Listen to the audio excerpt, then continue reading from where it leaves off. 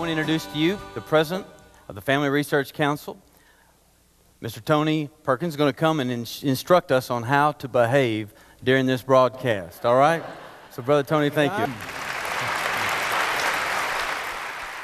Now, just a few instructions for tonight, because right at 7 o'clock, the entire nation will be joining us. We'll have access to 61 million households across the country. Dozens, hundreds of churches will be joining us in this special service tonight. So they're going to be watching you. So if you go to sleep, we got a problem. So I want you to, if you hear something you like, be very animated in applauding the speakers. Right at the top of the hour, we will, right before we go to the satellite, we'll go quiet for just a moment. There will be a video, and that video will introduce tonight's program. It will set the stage for what we're going to talk about, and then it's going to introduce your pastor. And then he's going to come onto the stage, and I want you to do something for me. I want you to act like you like him when he comes up onto the stage. And I want you to give him a great round of applause. Get to your feet and give him the honor that's due him for taking the stand that he is taking.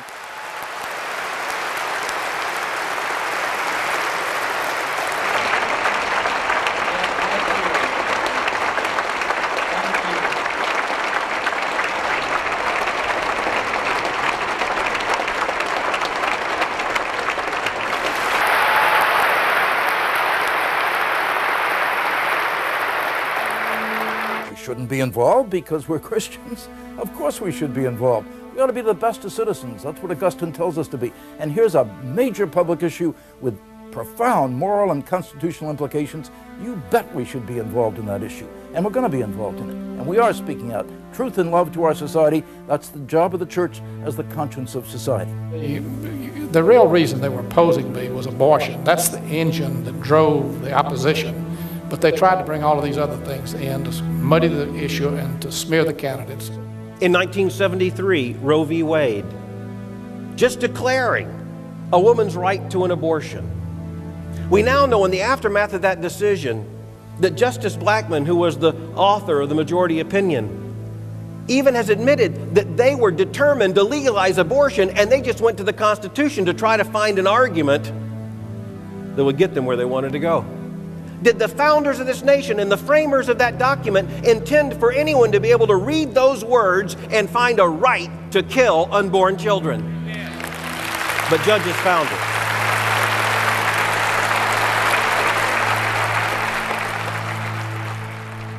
And in 1973, the Roe v. Wade decision, the Supreme Court labored forth and came to us with the abortion, the decision that all abortion is protected by the Constitution. And that has now resulted in 44 million deaths, the biggest Holocaust in world history that came out of the Supreme Court. Fast forward 30 years, from 1973 to 2003, in the case Lawrence v. Texas, the Supreme Court of the United States of America struck down every sodomy law in this country. You see, they found a constitutional right to sodomy. It's civil. And what do? They say we're going to have a theocracy. They said the same thing when Bush got elected. We're going to have a theocratic state. What are we, the Taliban? I mean, these people, they claim to be the high priest of tolerance, and yet they practice intolerance against us. They want to set us up as if we're the radicals. You know? Yeah. They're unelected and unaccountable and arrogant and imperious and determined to redesign the culture according to their own biases and values, and they're out of control. And I think they need to be reined in. By expanding the Constitution by reinterpretation. Now, of all people, we ought to be the folks who understand that. Because we as Christians have had to understand there are people who will take the Word of God and say it's really not about the text, it's about what's behind the text. We can take the text and make it say what it doesn't mean. We have seen that pattern.